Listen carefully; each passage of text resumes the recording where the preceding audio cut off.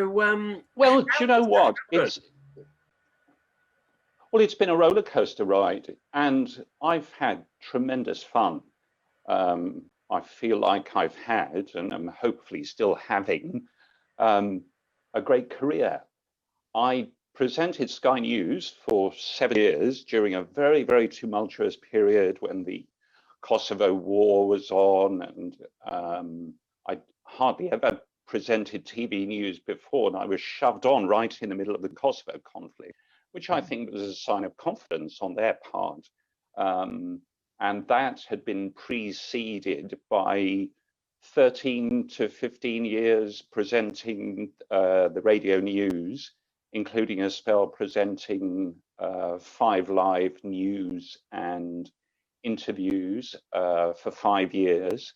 And then I went to Russia for a year after Sky News and was one of the more or less launch anchors for RT. Wow. Which in those days was Russia Today. And that Yeah. was one of the most amazing experiences of my life.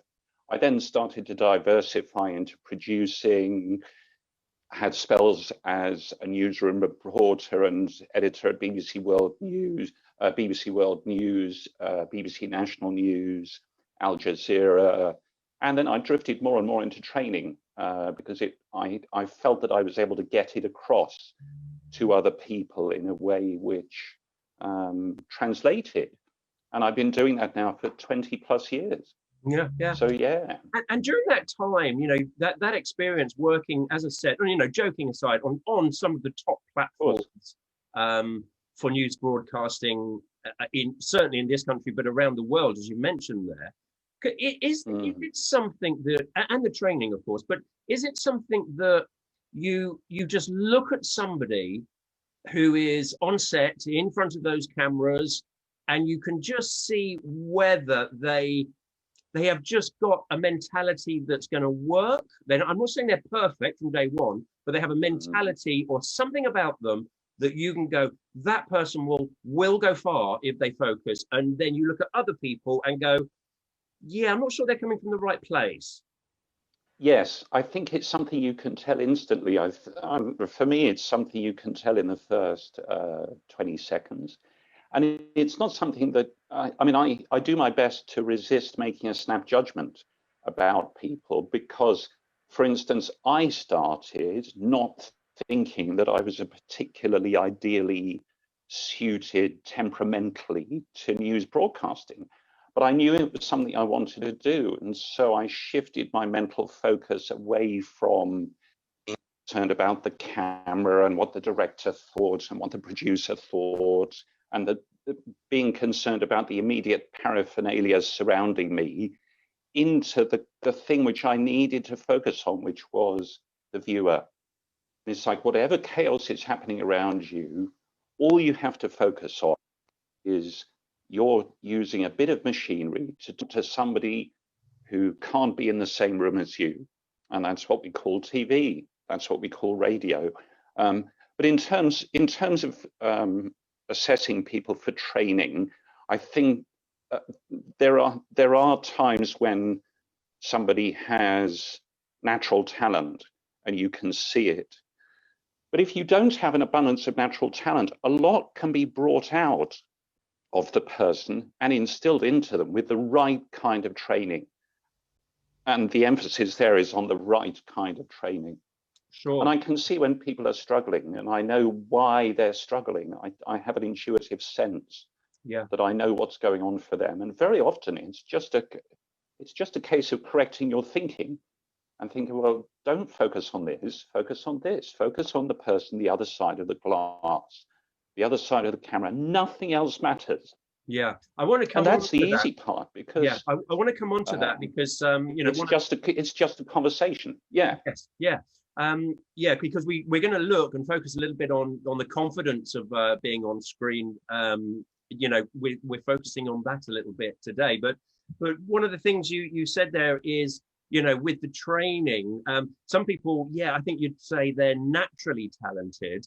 But there's a lovely little video on YouTube somewhere with Will Smith, and he said he never felt that as a performer he was naturally talented, but where he excelled was just a sickening work ethic, just an absolute focus to get better, to become better.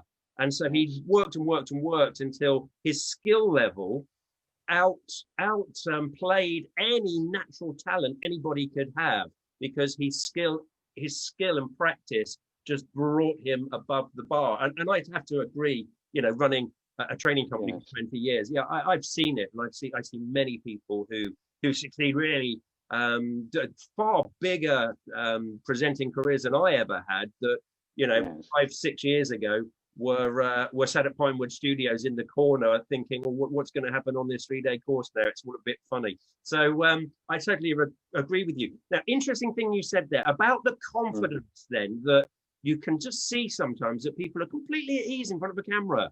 They just appear to have that total confidence. Mindset is one of the things that you mentioned. Where should our focus be? Where should our mindset be when it comes to getting away from that fear in front of the camera?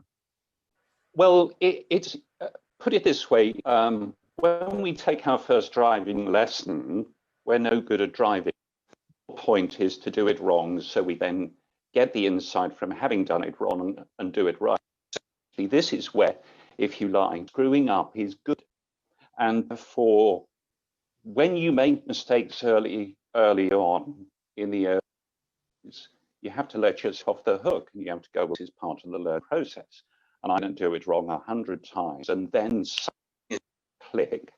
I'm going to go, I got it now. Something has gone, and I'm going to do it again. So, I mean, I was a terrible broadcaster when I first. I can't believe that. Still am. I don't know. It's up to others to judge. But I mean, I was not a broadcaster, and I went through the process of gradually getting it wrong, and then getting less wrong, and then I became a sort of rounded broadcaster, I think.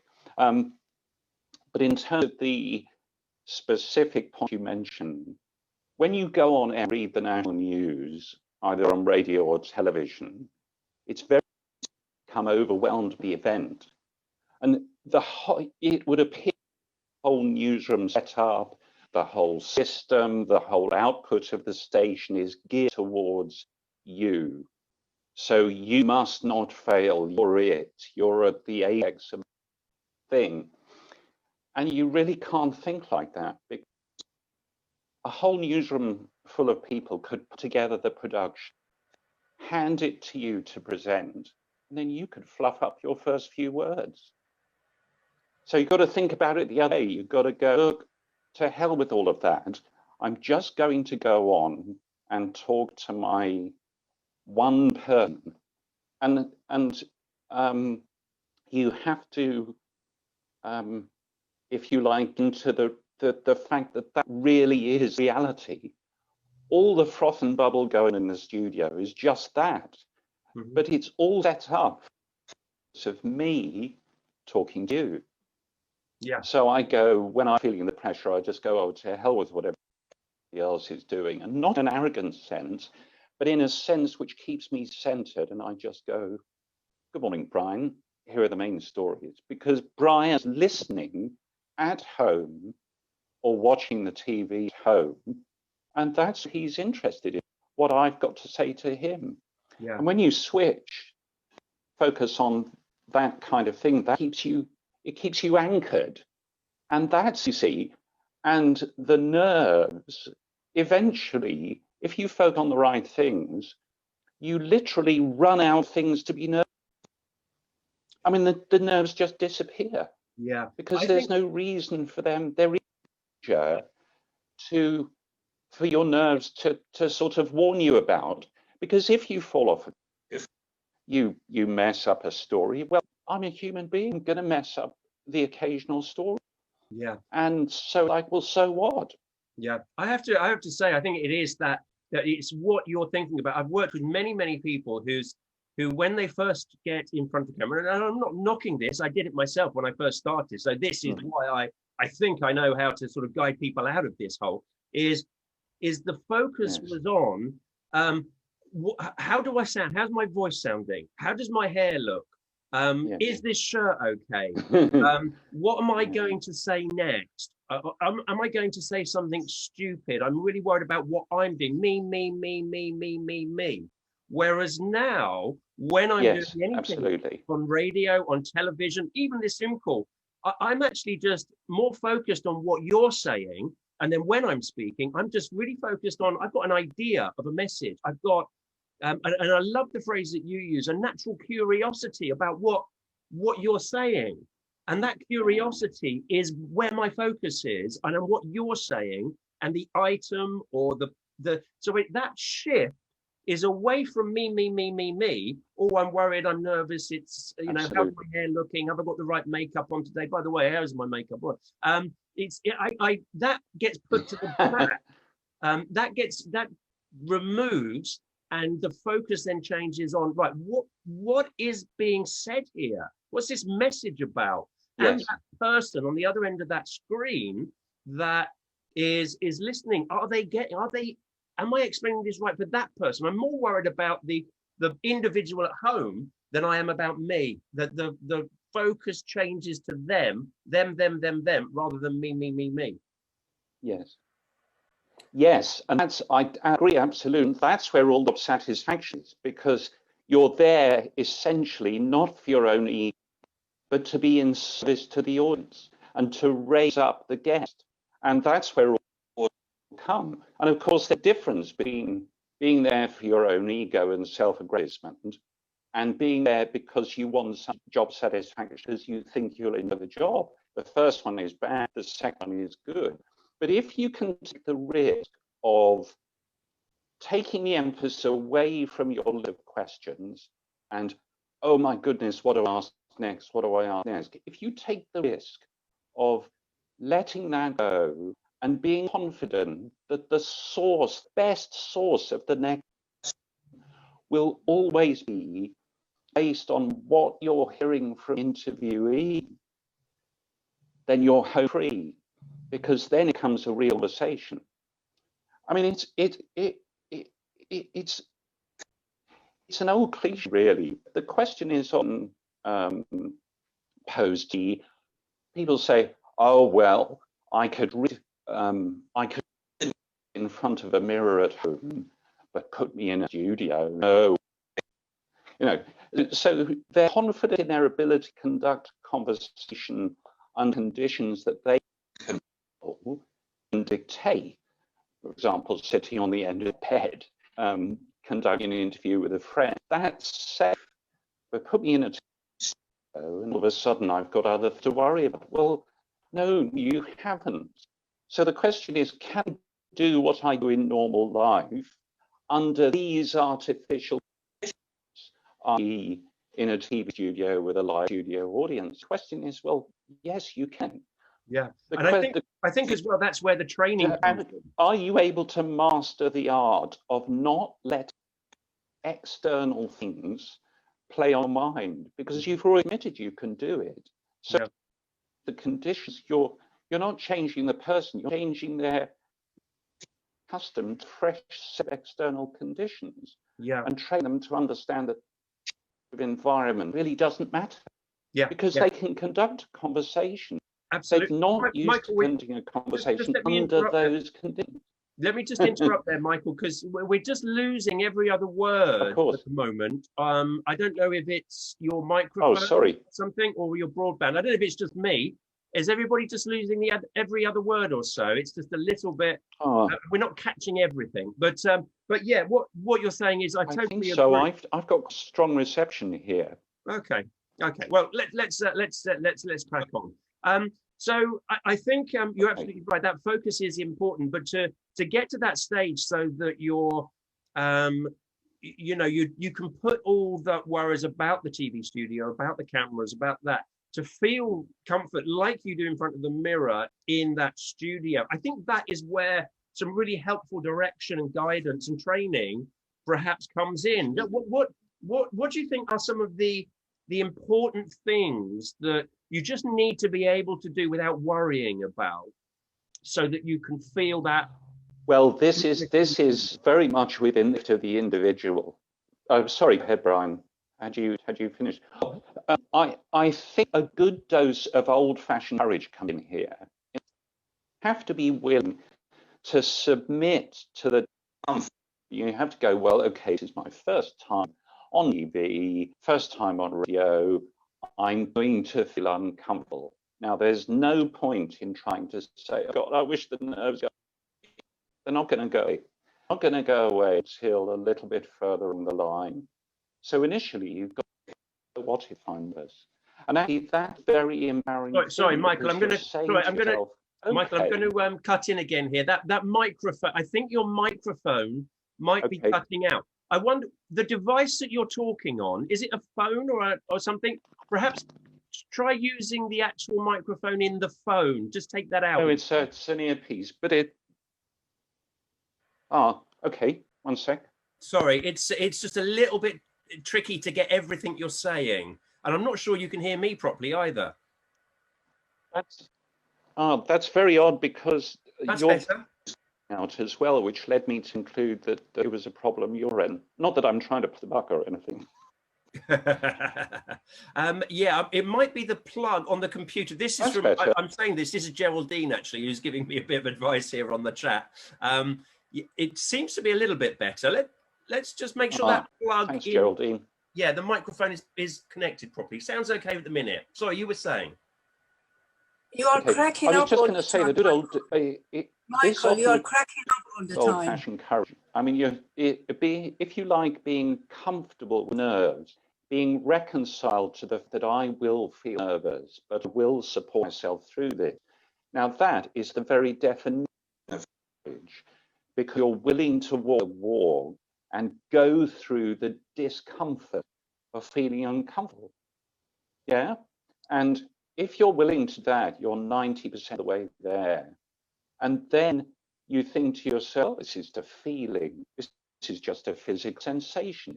It's nothing really to get in my head about, it's just physically discomforting, but I can deal with that. I can still go on.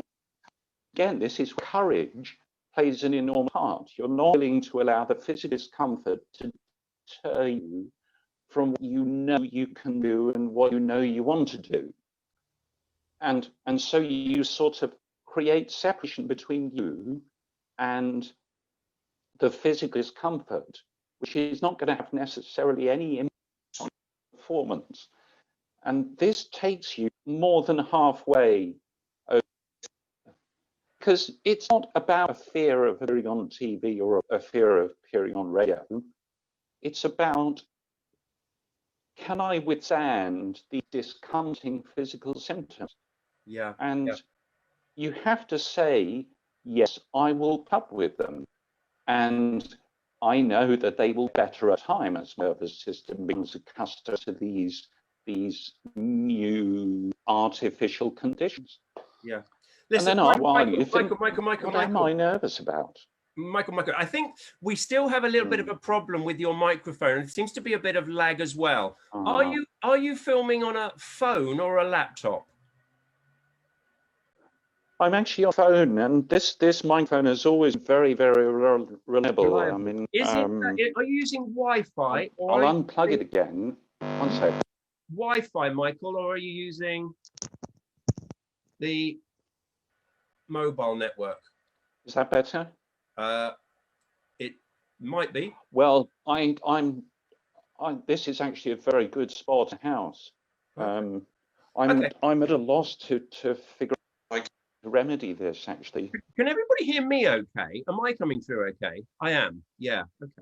Okay. I think there's a slight... No, you're cutting out, Brian. I think it must be your connection then, buddy. It must be.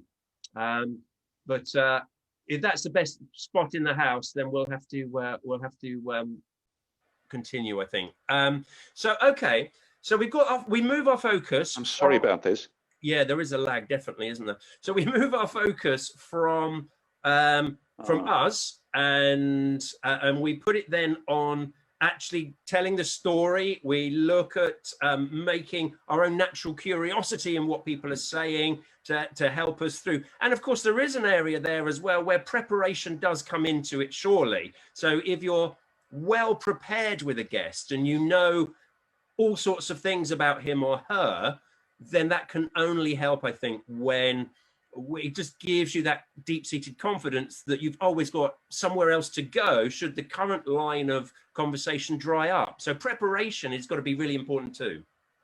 Yes, I think preparation has its place, research has its place, and a list of questions which you have ready to go, or if not questions, then subject areas to be explored have their place, and that's what I like to refer to as this in the nicest possible way. That's what I like to refer to as the comeback. It's like if it all goes wrong and I lose my focus, then on what the other person is, I'm so keen to be ready with the next question. At least I've got the next question there. At least I've got the next question there, so it's not too much problem. But we haven't scripted this conversation. It's good enough to air online. We kind of our stuff because we for a while, and we're just letting the conversation take off. And the thing is, you know that your questions is best sourced from what I'm saying, and it's not so much that you're focused on what do I ask him next. It's that you're focused. I'm really interested in what this guy is saying about his experience of being used. And there's sort of, I imagine that the questions lining up in your head, and oh, got to ask this, got to ask that, got to ask that. And you experience social situations where somebody says something, describes the holiday, and all of a sudden you say, oh, I've got 6 or 7 questions, because as talking, the questions are stacking up. So the notion of questions when you really focused on what somebody is saying is amazing to me. I don't understand how anybody could simply run out of questions if they're focused on what the person is saying, because every single response is interesting. And if the response is inadequate, then that's the opportunity for you to jump in and go, I didn't quite understand that. Could you be more specific? Oh, you're drawing it out. Sorry, I've run out of questions. I'm joking. I'm joking. So... but that highlights a really interesting point, because very often Michael Watkins does this. Very often, the person will come to the end of a sentence, and he'll just be sitting there going, "Oh, I love that. That is so great." Yeah. And that's not a question. That's a reflection. So it doesn't have to be question answer. Because in the course of a normal conversation, you would naturally, when somebody comes to a natural pause, you would more often than not say, "Oh, that's so great. I wish I go there," or whatever it is. This then needs the interviewee to add yet another comment, because that's what happens in real. That's what happens in real conversation. It just gels together. So it's not one question after another after another. So that's not how real conversations work. Do you know what? As you're saying this, Michael, it sort of makes me think that this is not just advice for on-screen interviewing and broadcasting and newsing. This is almost like when you go out on a first date, isn't it? We could be giving absolutely, and I've done training like with people. Yeah. To stop being on show and just engage in the other person. Yeah, because how many times have you had that awkward sort of silence when you don't know the person very well? But actually, it is about that listening, that focus, and reflection on what they've said, and that is really down to. And it sounds so silly, but it's about listening. It's about listening, isn't it? Absolutely. Yeah. Yes, I'm more interested in the other person than I am in myself. I'm not trying to give their particular impression that enables me to approve of myself and them approving within with interaction, because that's all false. That's a form of manipulation. I'm trying to get your approval by playing a particular role. It's like, no. People on dates, relatives, friends, interviewees, they'll see through that, and the audience see through it too. It's like, oh, why are they trying to? Why is clingy person trying to get my approval all the time? Why do we do it then? Why do we do it sometimes? Other people. So why do we sometimes do it, Michael? What is it? Is it just our own little insecurities about a new situation? I think it is. Yes. And how do we? Yeah, very much. It's from a good place, and this is where people. Sorry, go ahead. I think it's from a place fundamentally. It's from a place where people say, "I want to give the best possible impression." Nobody can hold that aspiration. That's the first thing said. But if you're interviewing somebody, for instance, or you're trying to get to know them, where should your emphasis be? It should be on the thing that's stated on the tin. I want to know more about you, so I'm going to draw those details out. So therefore, you have to be focused on the other person, not focused on yourself. Otherwise, it becomes the Michael Watkins show or the Brian Naylor show. And yes, you're there because you're good, but what are you good at? You're good at drawing the best out of your guests who are real stars of the show. And in so doing, make yourself admired, loved, and all this kind of stuff. Yeah. So I mean, we could both mention that there are people who are huge egotists on television. Graham Norton is one, but Graham Norton also provides another really he's attaining, and so it's in service to the audience to raise them up, try to make them laugh. He's not doing it for his own egotistical self-centered ends, and you can tell that for one very key reason. He is an exceptionally listener. He's a fantastic listener, and sometimes he'll sit and go, "Oh yeah, that's amazing. I just love that." He'll say, "No, he's very," and I think it's not the fact that he's entertaining that makes him successful. It's not the fact that he's lovely. It's the fact that he's focused on the right thing, and we can all do that. So I think on dates, in interviews, we all do much better. Yeah. Focused on the other person. So so in an interview, it's focused on what's being said on the other person, and when there's nobody there to interview and it's a camera, it's still the same thing in a way, because you have to use your imagination a little bit because you are looking at a piece of glass or an auto cue, but you're still focused on the other person who is the person listening. Yes. If nobody subscribed to Sky News, if there were no viewers, there would be no Sky News. There would. So the fact that the auto cue exists is proof that there are subscribers to Sky News and therefore the viewers. And therefore you can very easily look past the auto cue to the person who's really at home, listening, tuning in, taking notice of what you want to say. Because very much they can't see any of the studio paraphernalia.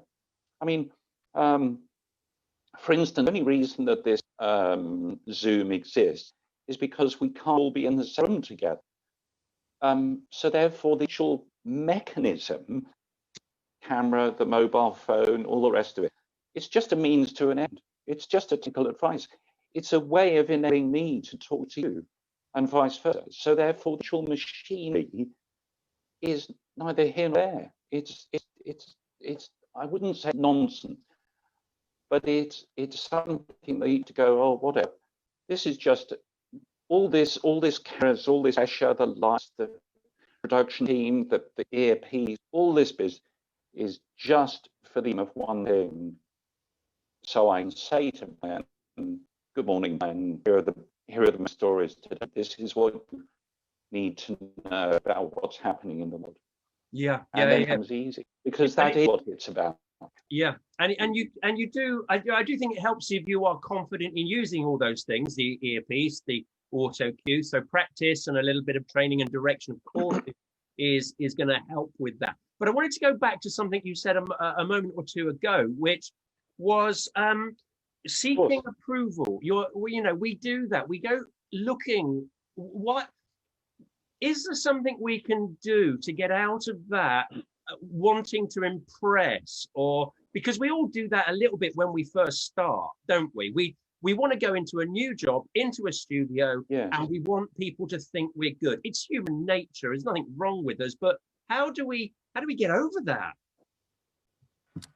Yeah, I think that's very, very good point. And I'm glad we've come back to it. I think it's the difference between sincerity and insincerity. The insincere way is, okay, what does this person need from me? I'm going to provide it or seek to provide it, whether I am authentically that person or not. That, it's a word, but that's manipulation. That's insincerity. That's honest. It's far better to say, what can I offer? I'm going to put this show to the best possible extent. If they like it, they're a good fit. If they don't like it, then they're not a good fit. And it's best I know that at the outset. And the paradox there is that the more you are yourself, the more likely it is you get the job, get the gig, get the Sector 8. Yeah. What people don't like is, I don't know who this person is. They're trying to impress me. Why are they trying to impress me? In other words, they can say to themselves, where's the person underneath the frothable? And it's undermining. So essentially, if you're to put on, I mean, I know you can talk about Brian. If you're trying to put an act, it's just that you're focused on wrong things. You just be yourself. Yeah. Michael, your microphone seems to be getting a little bit worse again. I don't know if anybody else is experiencing that. I'm so sorry. Give it a twiddle, mate. Come on now. Give it a good old twiddle. I'll do speakerphone. Yeah, try the speakerphone. Let's go with that. So while Michael's doing that, I just want to say hello to a few people. There's Akhtar. Hello, Akhtar. Welcome. It's nice to see you again.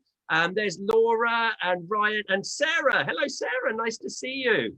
Lovely to see you all. If I'm missing anybody, it's because I do. Evelyn's there. Hello. Nice to see you, Evelyn.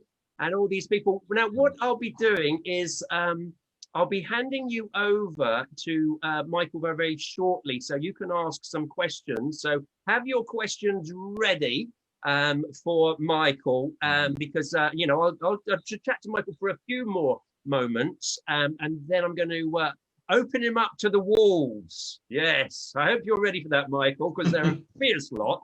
They do get stuck in. First of all, happy birthday again, Brian. Oh, thank you. Don't tell everybody that. Yeah, your gift is waiting for you. I can't. Oh, lovely. Good. I look forward to. Thank you very much. Actually, one for previous one. Excellent. Well, this is it. If everybody buys me a birthday present, this is the only reason I do this, Akhtar. So everybody buys me a birthday present, I get. Oh, it's wonderful. It's wonderful. Lovely to see you. Michael, I did want to ask you another thing before I ask for some questions from everybody, and that was, yes.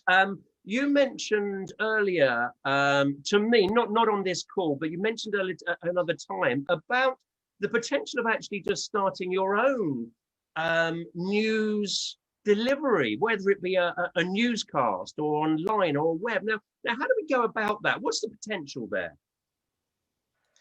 Well, I've done many things, but I've never actually had my own YouTube channel. I've had things on YouTube, but I've watched a lot of other news people on YouTube. They have a particular, for example, a particular political perspective, and they decide, right, we're not going to wait for the mainstream media to give me a job.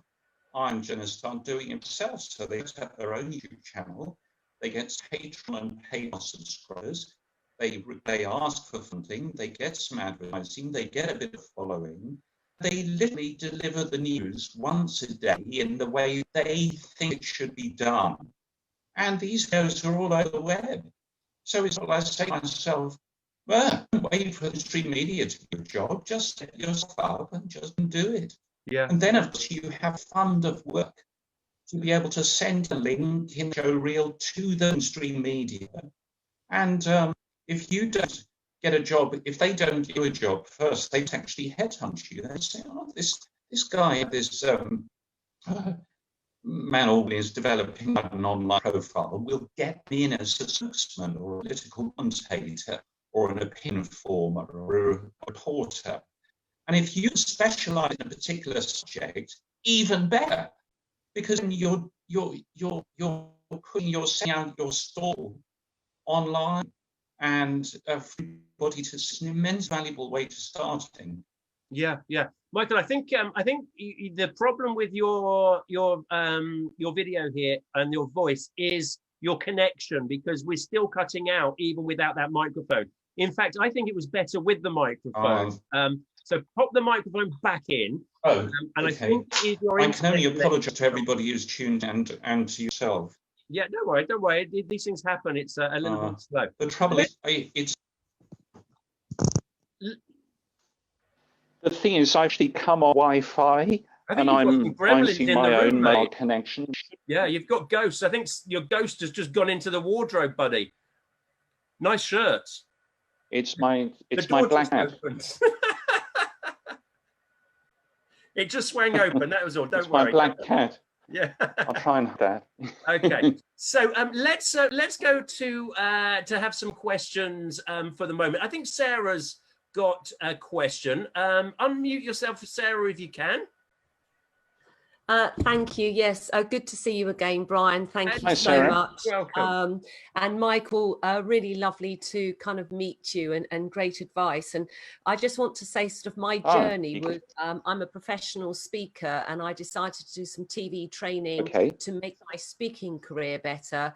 Met Brian, and I've ended up doing television stuff, and I have my own studio here, so I've got some things I could help people if they want to set up on their own.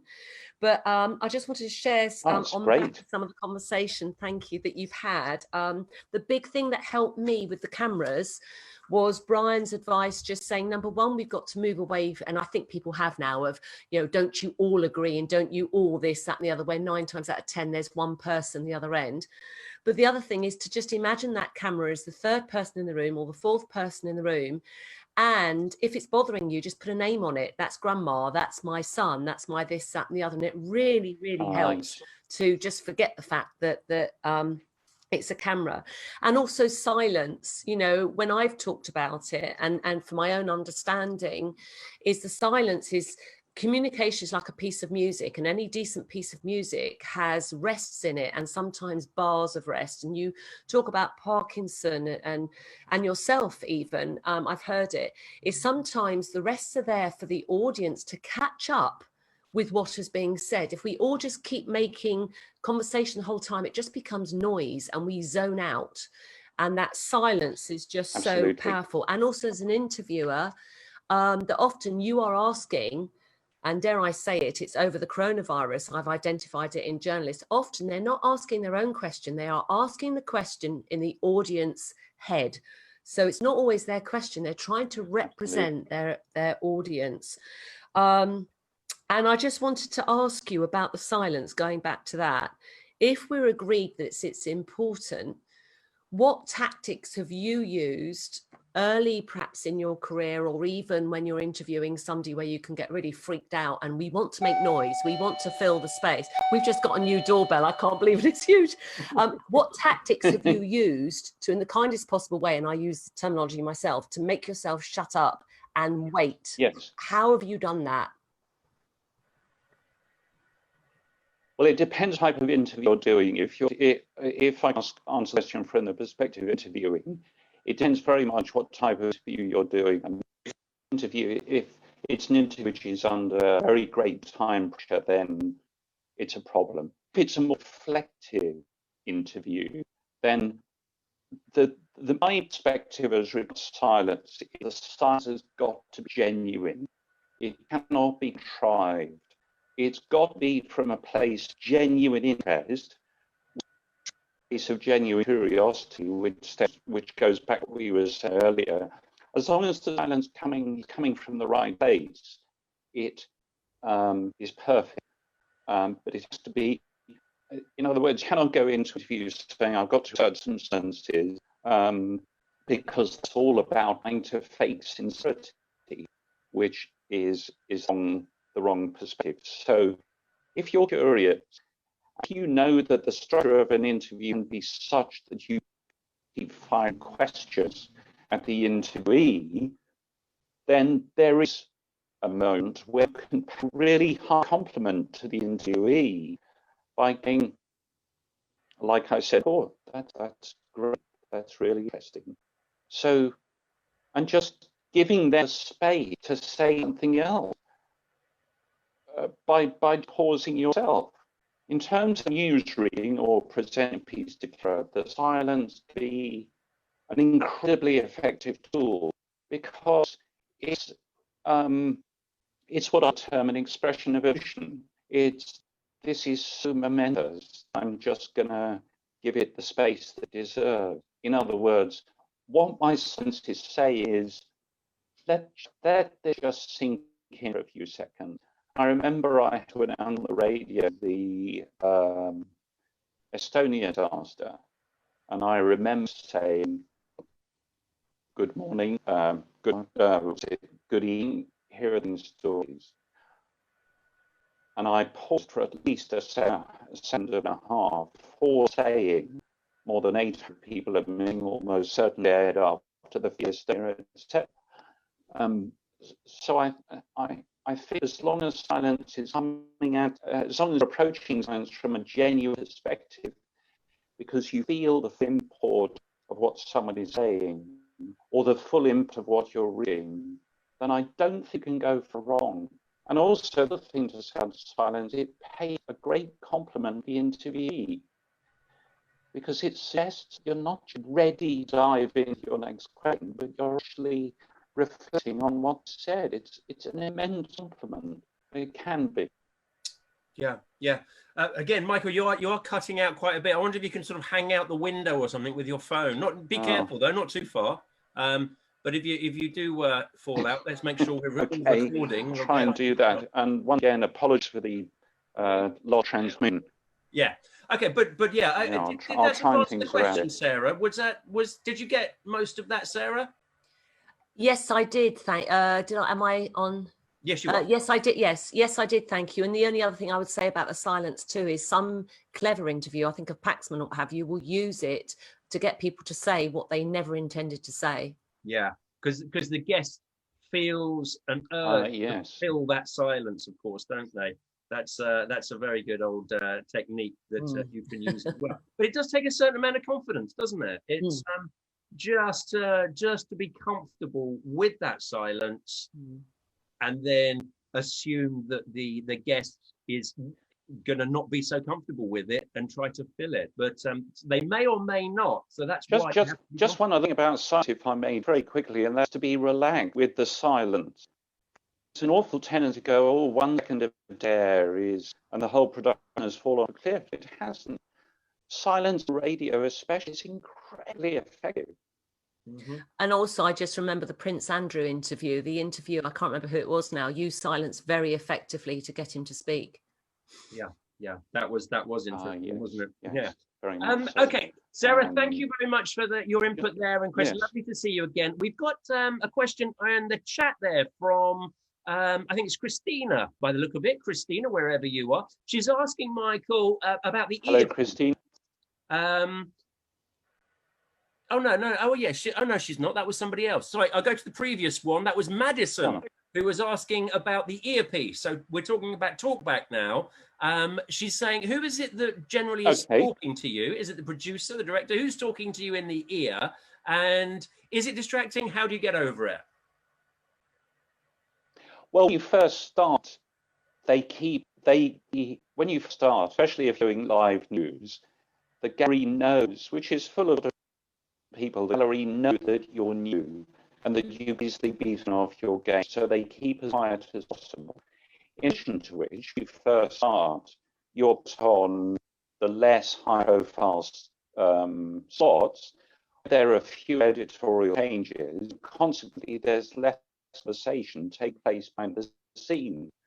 So they ease you into it gradually. And because nobody is naturally good at coping with feedback, and they know that it doesn't matter who you are, what level of talent you have, it's something you have to get used to.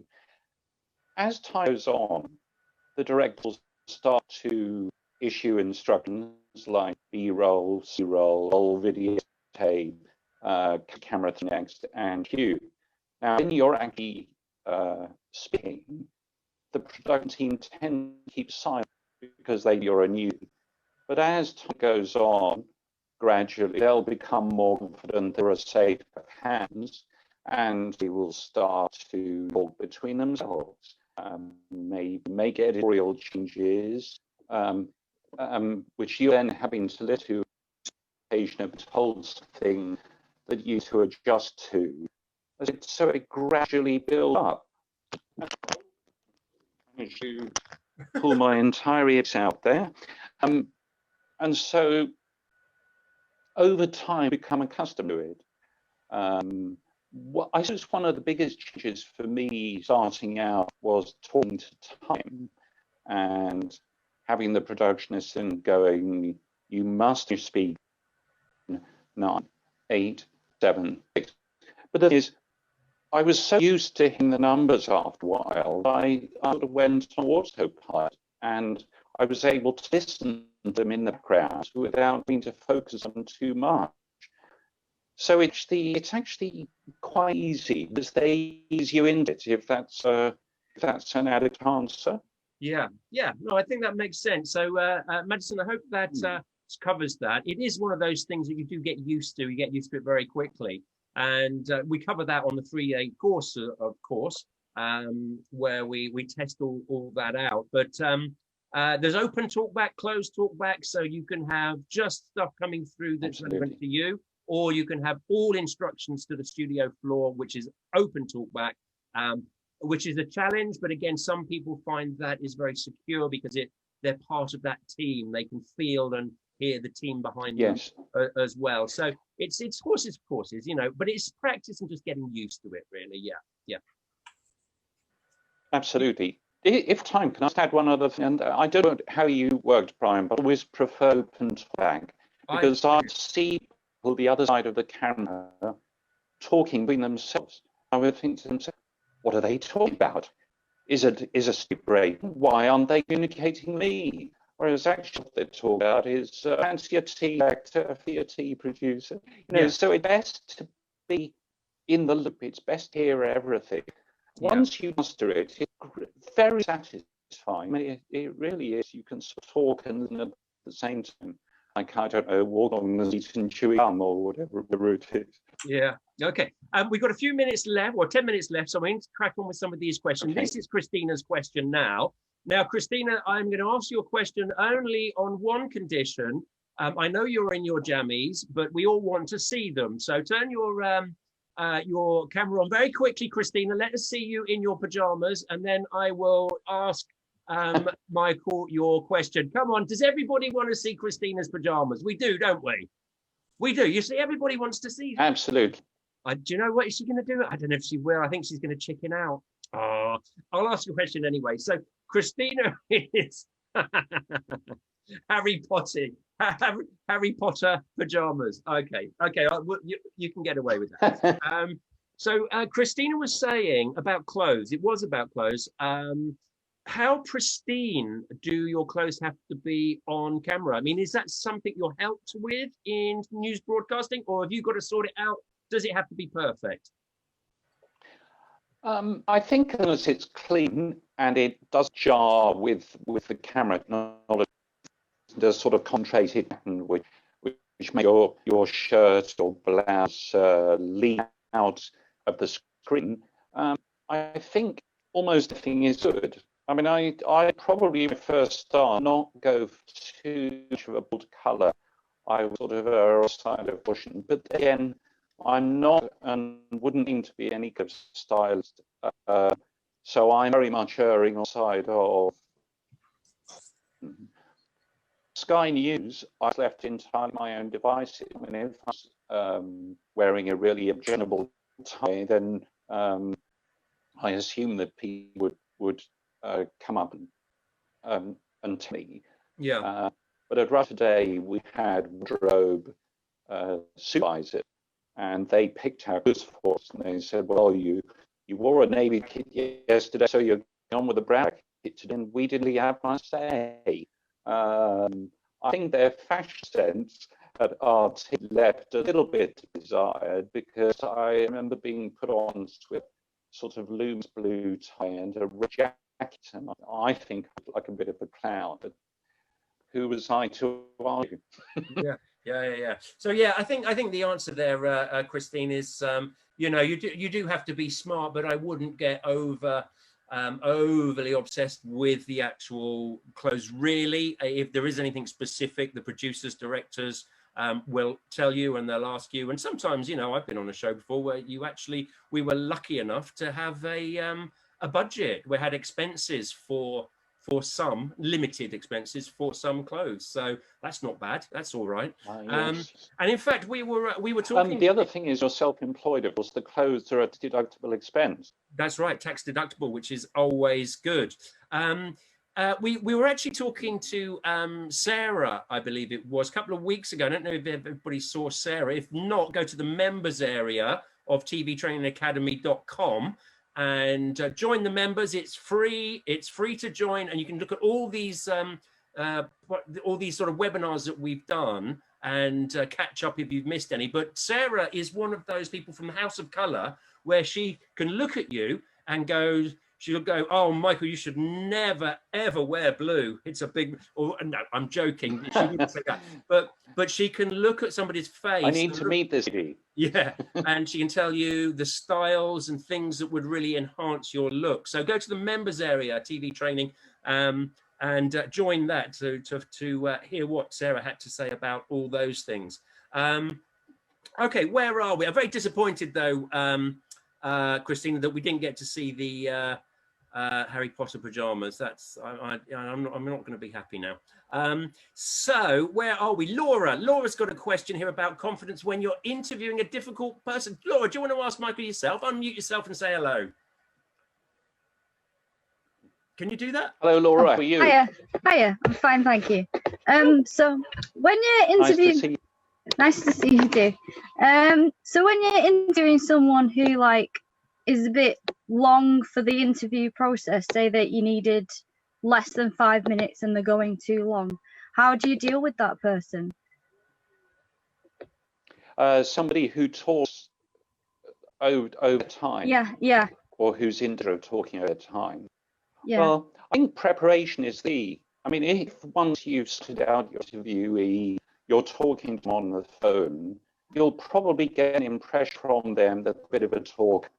And at the same time, you know that you've had 5 minutes. So then you can start putting them.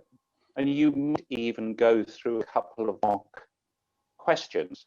I don't think it'll take away from the authenticity of the interview, because there's always this danger that if there's a kind of rehearsal or mock rehearsal, it'll take the edge off what's currently recorded. But I think times there is justification for this.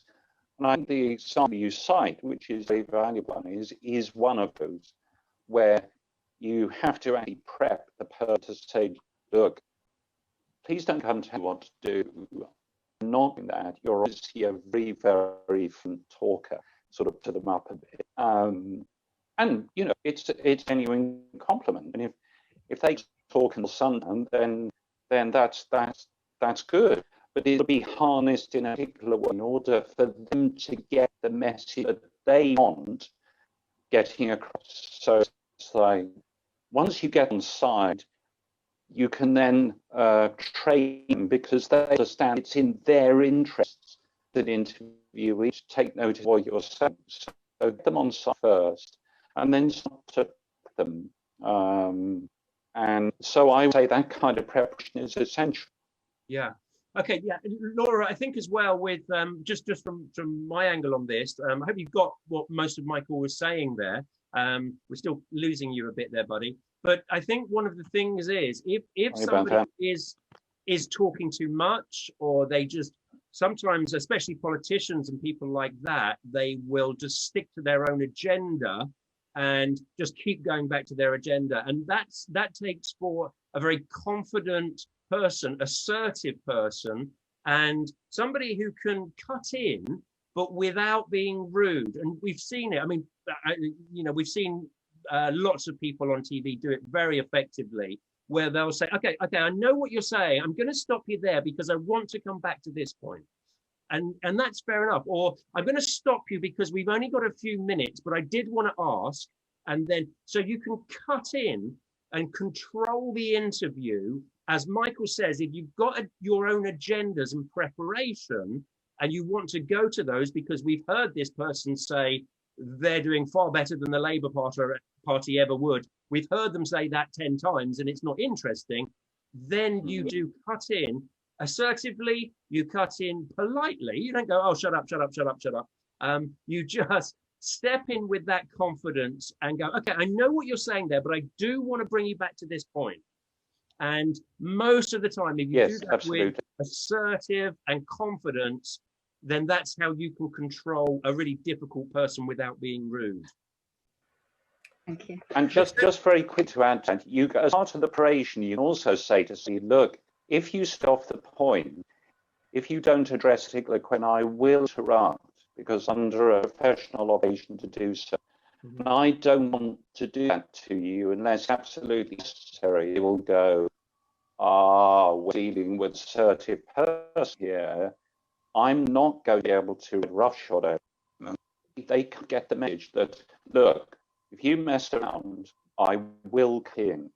So, and I found, I remember just very clearly, the Transport Minister, a former Transport Minister, he would hear a question and what he wanted to say, and I would say, Mr. So-and-so, I said to him beforehand, look, I will clean, you must address the specific questions, and he promised to do so, and he did so. Yeah. Okay. Lovely. Thank you, Laura. Nice to see you. Now, is Actor's video frozen, or you got your hand up? No, I have my hand up because anytime I click onto chat to write something, I was cut out of the Zoom. So I need to ask a question from Michael. Obviously, before every before every interview, you usually do your researches about that person and background, and to know that obviously the facts and figures about that person. But if you come across while you're interviewing somebody and they say something about themselves or about their experience or about what they've done in the past, and you didn't know about this, would you let them carry on, or you ignore them because it is not in your script? Well, it depends what your particular agenda is. I mean, if you're looking to make headlines with your interview and you're looking to get them to reveal something about themselves that wasn't already in the public domain and you could have reasoned beforehand, then you've hit jackpot. If, on the other hand, you have a strict agenda, you want these points to be in an interview because that's the type of interview you want, then you would ease over it. So it's a difficult question to answer. There's no one-size-fits-all answer, if I can put it away. It depends on the agenda that you had at the outset. Yeah. Thank you. As Michael says, I think you can, if you can get an exclusive, sometimes your production company get very happy with you because they can sell that footage worldwide, especially if it's a high-profile guest. Definitely. Thank you. There's sort of another just very quick thing to add about research and preparation. A lot of information, a lot of these say you're interviewing a pop star, a lot of information about them is already in the public domain. As you're doing your research, you think, oh, well, the public know that, they know that, they know that.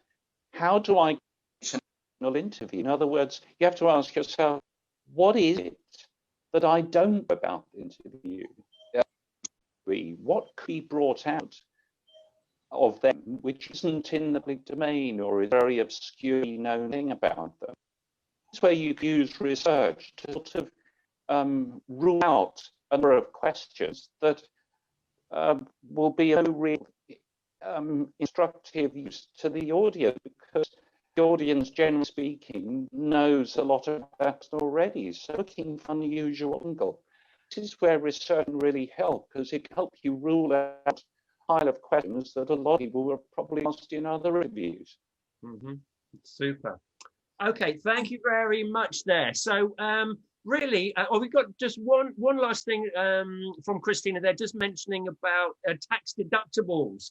I don't think Harry Potter pajamas are tax deductible, but yeah, if you're if you're using anything like microphones, makeup that is genuinely for using for filming, your cameras, anything that you use that enables you to do your job, they're all tax deductible.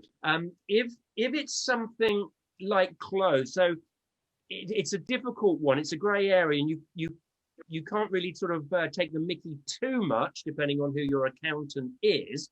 But if your clothes are just simply for work when you're on camera, then that's 100% tax deductible.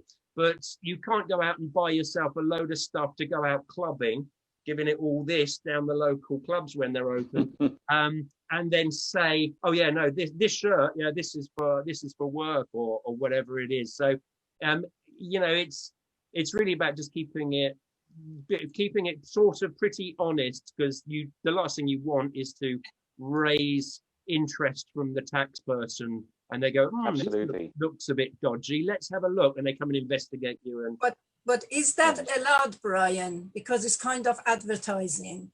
I mean, Dan Dark would be very happy to hear that she's advertising Harry Potter today in this Zoom meeting. So, but is it allowed, or if we have to cover that? Branding is, it's a difficult one. There's all sorts of rules with Ofcom. So if you are actually broadcasting or television and stuff like that, there are some rules, although they're much more relaxed these days than they used to be many years ago. If it's a paid advertising slot of something, then I think you are obliged to tell people that you are being paid to either wear this or talk about this or whatever it is. If you just happen to have some Armani glasses like mine, they're not. I got these on Amazon for $4.99. But if if you just happen to have Armani glasses because they're your glasses, I don't think you've got to worry about that too much. Is that about right, Mike? Do you think? Oh, yeah. Unless you're... Yeah, I got my... Yeah, absolutely. I concur completely. I was going to add one concluding point. There are other questions? Sorry, Michael, we're pretty much losing you altogether now. So I think that's probably a good place to... I think it was just asking if there was another question. So I don't think there is another question. So I think Michael just wants to give us one concluding point, I think is what he's... I think that's where we're at. Thank you. Thanks, Sarah. I missed that bit. Okay, so have you got a okay, thank you so much for that. I appreciate it. And Brian, if the translation cuts out, and please wave your hand and I'll stop. The question of want to do this possible job in any interview situation, in any public speech, any newscast, it's a worthy aspiration. You should want to do this possible job. Where people trip up is on the question of approval. I want the audience to approve of me, and I think that if I do so, that's where I will get my job satisfaction. This is the wrong way to think about it, because it produces false facades. It produces the temptation to try too hard. You have to say to yourself, I'm good enough, I'm a bit nervous, I'm a rookie, I'm only just starting out, but I have what it takes. And if I'm focused on A, being a service, and B, raising my guest as much as possible, then that takes focus off you and your need to impress. And you then become an authentic figure on screen. by focusing on the right things. Yeah, super. Well, listen, Michael, I'm going to finish it there. So a massive thank you to Michael Watkins there. Let's give him a round of applause, everybody. Yay. Really appreciate your time and advice. Thank you. Michael is available. And I'm sorry again for the transmission problem. That's okay. Don't worry. Don't worry. So if anybody wants to work with Michael, we are offering 1 hour Zoom sessions at the moment. You can just contact us at TV Training and we can arrange a time. And Mike is very kindly offering them for just £49, which is an absolute bargain. So go along to tvtrainingacademy.com and you can spend an hour and have Michael's full attention to help you and guide you in anything television, broadcasting, news, radio-y type thing. Once again, if you haven't already joined our members area, please do so. Go to tvtrainingacademy.com. The members area is free, and if you are looking for some of that equipment, we don't have, I'm afraid, Harry Potter pajamas, but we do have camera equipment and microphones and links to all this stuff you can use to film and shoot at home. Then go to TV Training Academy, equipment for self shooting. I think there is a link in the chat area right now to all of those things. Once again, Michael, thank you very much for your time. Welcome. Great seeing everybody. We're back next week. I don't know who we're with, but same time next week, 10 o'clock. I look forward to seeing you then. Have a great Saturday, everybody.